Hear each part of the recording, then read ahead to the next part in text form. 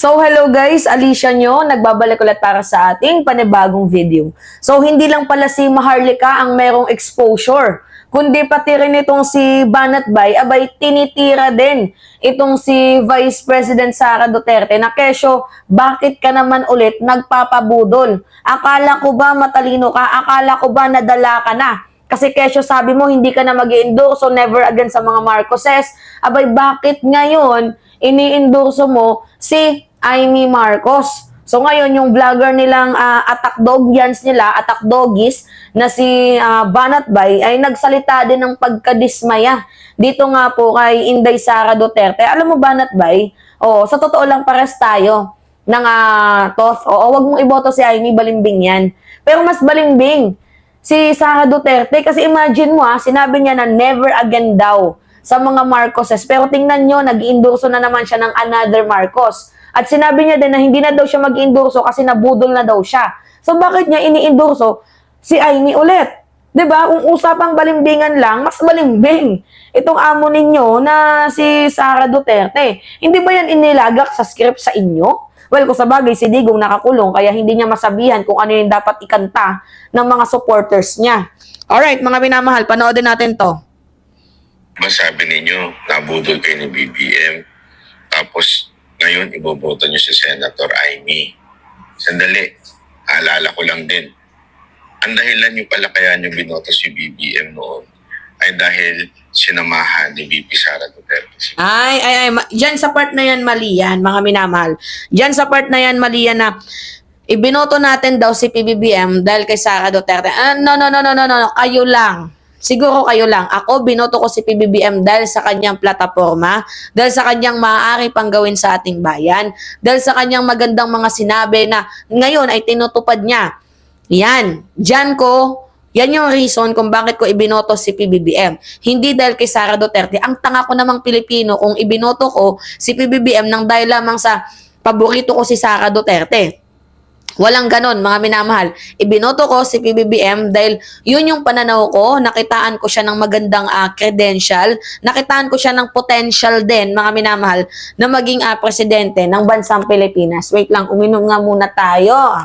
Grabe, ang Gnet.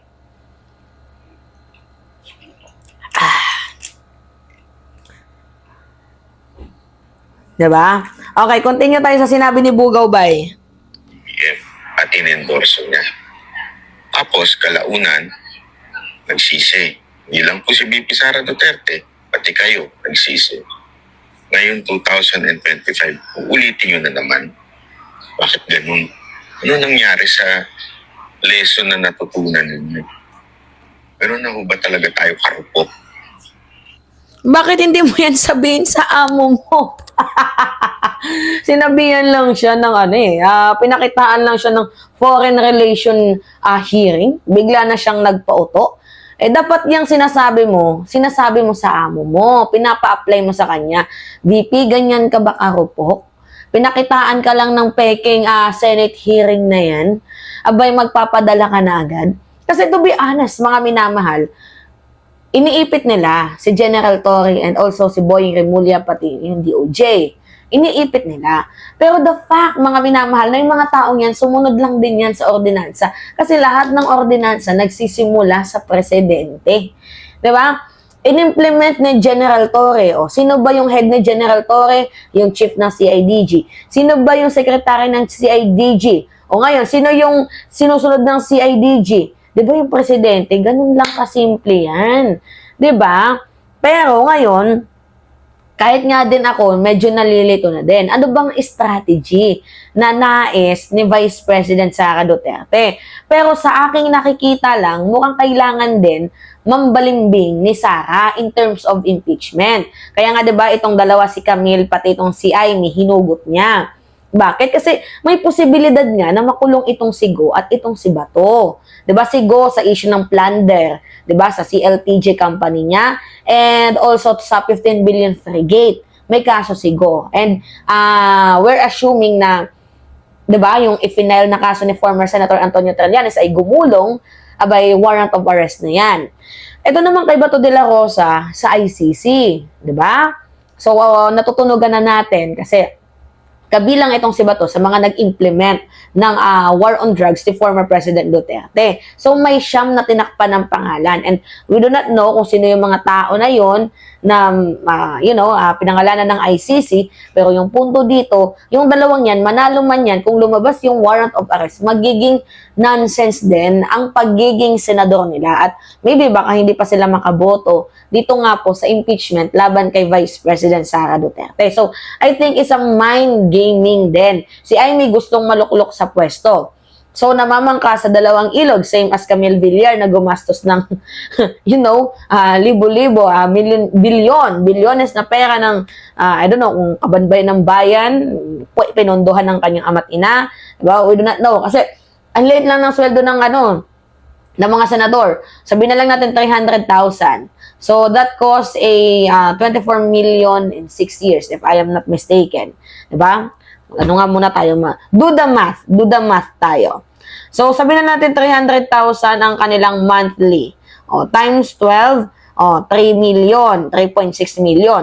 Times 6 years, 21 million. So, maliit lang yung kita ng mga politiko na yan. But, for the business to protect their own interest and, sa business na din nila, para nagigets niyo yung punto ko, yung negosyo nila nais nilang protektahan, and so whatever, magpapalaganap ng ganito ganyan, business, ganyan. So, kailangan nilang mailuklok, manatili sa pwesto. Kaya nga nandyan yung political dynasty sa mga Villar, diba? Now, here's the thing. So, nagbabalimbingan yung dalawa. Merong pangangailangan si Amy Marcos sa mga Duterteñans. And also, meron pangangailangan itong Duterteñans, especially itong si Sara Duterte, sa mga Marcoses. So, ngayon, ang punto dito, it's a mind-blowing din talaga. Kasi, kahit si Hanilet ayaw dito kay Amy Marcos, diba?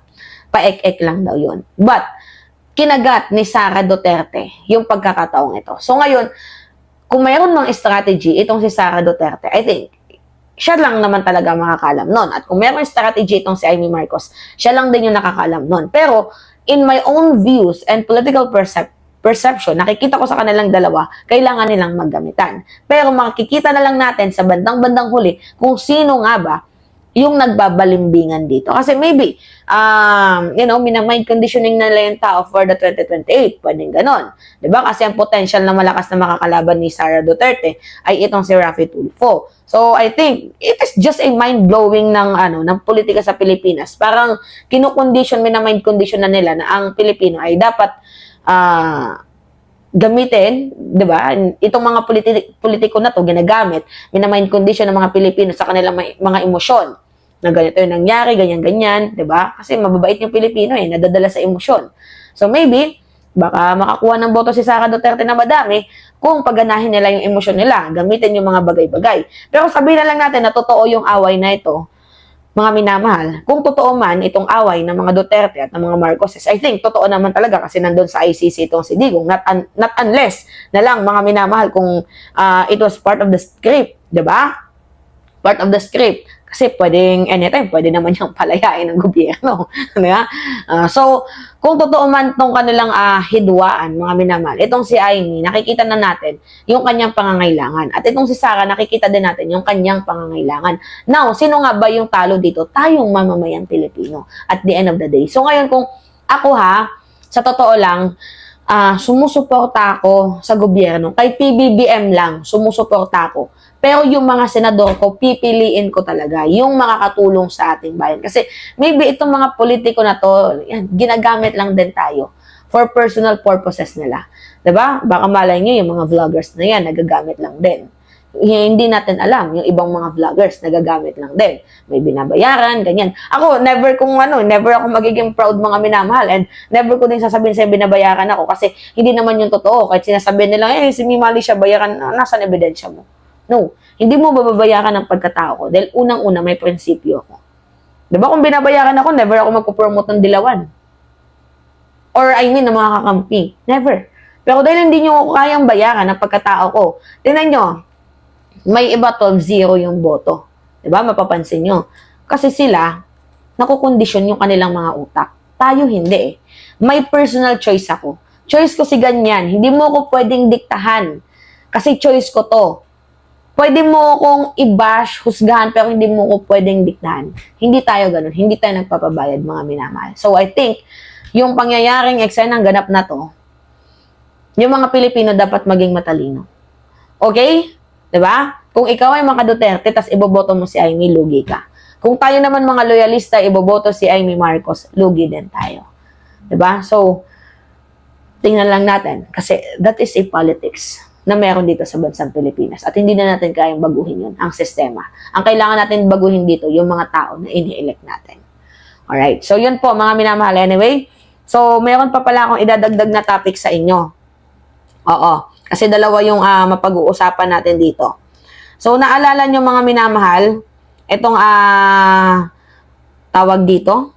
Kasi, total, di ba, niloloko naman din tayo ni Sara Duterte. Bakit hindi natin pag-usapan yung patungkol sa kanyang impeachment? Alam niyo po, ulit-ulit ko talaga itong i-discuss, yung patungkol sa impeachment. Laban nga po dito kay Vice President Sara Duterte. Kasi lantaran tayong kinukupal ni VP, mga minamahal. Nakakalungkot naman isipin na tayo mga Pilipino, trabaho ng trabaho, bayad-bayad tax, tapos harap-harapan tayong niloloko ng mga politikong ito. Diba? So ngayon, mapapansin ninyo na mayroon po mga pattern itong mga ginagawang katarantaduhan ni Vice President Sara Duterte. Ipapakita ko sa inyo, mga minamahal, Mga pattern po.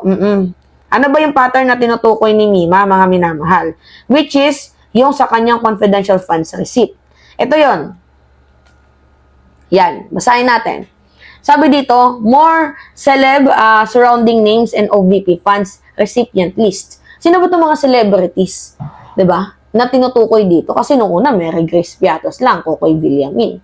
Diba? Tapos, nalaman din natin ng balita na mayroong 1,000 plus na mga nakatanggap ng nasa recipient list na mga walang live birth, PSA, marriage certificate, or any supporting details na pagpapatunay na totoong tao sila, buhay sila, or so whatever. So ngayon, total, niloloko lang din naman tayo ni Sara Duterte. Bakit hindi natin to paulit-ulit i-discuss itong ginagawa niyang katarantaduhan sa taong bayan? So ngayon, sabi dito, more suspicious. Kaya nga congrats nga pala sa Kongreso sa patuloy na pag-iimbestiga sa kagaguhan ni VP Sara nang ma-impeach na tong hayop na to. Naiinis ako, mga minamahal. Huwag na tayong magpakaano dito, dapat ma-impeach na itong si Sara Duterte. Diyan, pag na-impeach yang si Sara Duterte, I think, mga minamahal, mawawala na sa isip ko na baka plano lang itong away na to. Diba? Pag na-impeach talaga siya ng tuluyan. Kaya dapat, ang kailangan nating i-pursue dito, yung presidente, hindi balimbing yan, alam ko. Yung mga nandyan sa mga taong, nandyan sa bilog na yan, mga nasa circle, baka gusto lang nilang paglaruan or mag-mind conditioning. Diba? So, kailangan natin yan, i-pursue natin yung impeachment as much as possible. So more suspicious and fictional surrounding names. Some resembling celebrities and high-profile personalities have joined the list of recipient of Vice President Sara Duterte's 612.5 million combined confidential funds. Yan po yung sabi ni House Deputy Majority Leader La Union Representative Paulo Ortega noong April 7.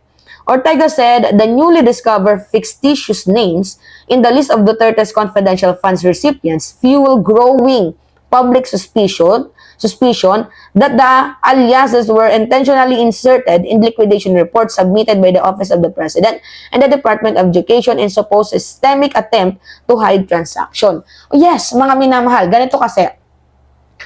Di ba total bina-voice out lang din naman ni Sara Duterte na, okay, kailangan natin maging transparent kasi yung problema ng bansa, kahirapan at yung corruption. Now, kung yung concern mo is yung corruption sa bansang Pilipinas, bakit hindi ka mag-ambag? Diba? Sino ba yung mga taong to? Bakit hindi mo kami ambagan ng sagot? Kailangan namin ng sagot, hindi yung paligoy-ligoy at pa-divert ng kung ano-ano pa mang issue. Katulad ng kapag tinatanong ka, gagala ka sa Calaguas Island, kapag tinatanong ka, pupunta ka sa concert ni Taylor Swift. Diba? So, sabi pa dito, the lawmakers said the new names include Hanilet Camilsi, Fiona Biong, Fiona Villegas, and Joel Linagan, who were listed as alleged beneficiaries of the OVP's 500 million confidential funds, while Fiona Ranites, Erwin Q. Ewan, Ellen Magalen, Gary Tanyada supportedly received portion of DepEd sa 112 million confidential funds. Diba?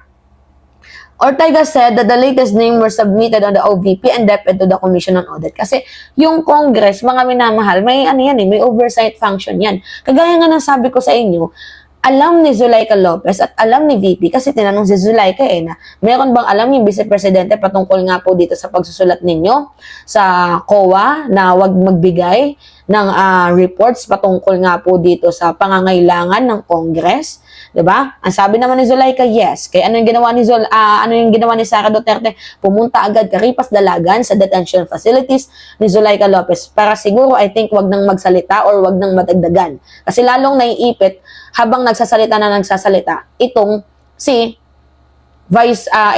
Zuleika Lopez, 'di ba? So the repeated use of fake names that were like pulled out from the movies and showbiz is not funny. Tama naman, hindi nakakatawa yun mga minamahal. May team Amoy, 'di ba? May team Manggu, 'di ba? May team Asim, ano-ano pa, dami pang team. So, we are talking about the use of public funds. If she cannot present pieces of evidence that these names are existing people, this will be stronger evidence against her in the impeachment trial. So I think Sara Duterte need to attend sa impeachment court. 'Di ba? Kasi kailangan siya tatanungin yung mga names na to habang ginaganap yung trial. Kung sa Senate yan, okay, kahit hindi ka umattend. Pero pag nasa korte na, impeachment court, kailangan mong dumalo. Kasi kailangan ka. Kailangan sagutin mo itong mga taong to. Sino-sino ba to? 'Di ba? Mga minamahal? Like previously flag entries, Ortega said the new batch name did not appear in any birth, marriage, death records from the Philippine Statistics Authority or PSA. Yan yung malala. 'Di ba? Hindi na nga natin kilala, mga minamahal, yung mga taong yan. Tapos, nagkakaroon pa ng, 'di ba, may pera, nakaka-receive ng confidential funds, like, ginagago nyo ba kami, VP? Parang hindi naman kami pinanganak kahapon, 'di ba? Out of 1,992 supposed recipient names, recipient on the confidential funds at the OVP, Ortega said 132 had no birth records, 1,322 had no birth records, and 1,456 had no marriage record, and 1,593 had no death record. So, yung mga pinangalanan, hindi pa umaabot ng 100. So, yung 1,992 recipients ng confidential funds, kailangan natin malaman kung sino-sino ba yan. Hindi pa umaabot ng 100 yung mga pangalang na Bulgar. Or hindi pa umaabot ng 900 plus yung mga na Bulgar. Hindi pa umaabot, mga minamahal, ng 1,992. Pero nalalaman na natin na yung mga pangalang nabanggit, 'di ba, ay walang mga walang BSA, birth record, or certificate of marriage, wala. So, pawang malinaw mga minamahal na panloloko ang ginagawa ng ating Vice Presidente. So, Manila Representative Joel Chua, Chairman of the House Committee on Good Government and Public Accountability, also revealed earlier that 405 out of 677 named listed as beneficiary of DepEd confidential funds under Duterte have no birth records. As usual, anong aasahan natin? Diba? So, this is a clear indication that the names were allegedly fabricated. Gawa-gawa lang. Diba? Para masabi na, ay, merong nag-receive ng Kasi ang kailangan lang naman sa confidential funds, mga minamahal, receipt lang. Yun na nga lang, medyo nakuhaan pa ng butas itong si Sara Duterte. Although, sinasabi ng iba na maliit lang naman yan, pero the fact na may niloko pa din tayo kasi pera ng taong bayan yan. So, hindi dapat natin na ginagawa na, okay lang, okay na yan, hayaan nyo na yan. 'Di ba? So, kahit gaano pa kahaba ang maabutan na sa pag-iimbestiga na to, okay lang as long as mga minamahal, malaman natin kung sino nga ba yung totoong nanloloko sa taong bayan. Beside pa dyan, may mga allegedly bank accounts. So, okay na, kailangan nating malaman yun. Hindi pwede na ipasabol lang, bahala natin to. Dapat kailangan natin malaman kung gaano ba kadami yung bank accounts na mga Duterte, yung nilalaman nito. Diba? Kasi kung pwedeng i-freeze, dapat i-freeze yan.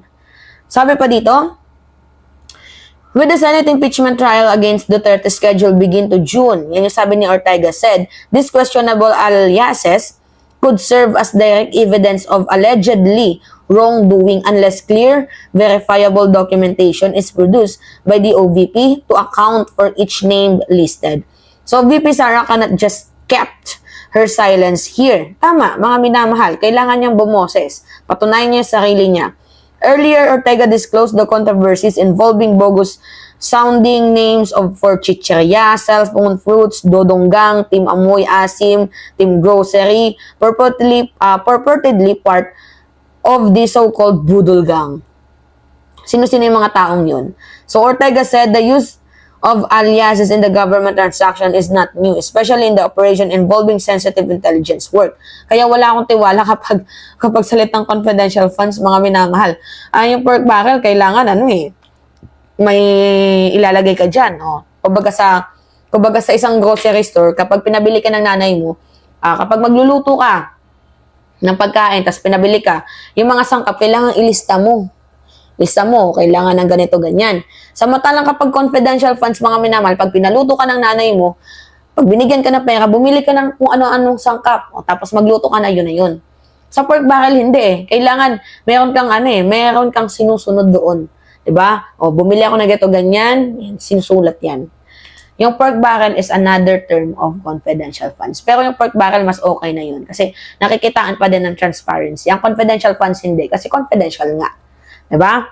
However, Ortega warned that any use of fictitious name must comply with the documentation requirements outlined in Joint Circular 215-01, which govern the handling of confidential funds and intelligence funds.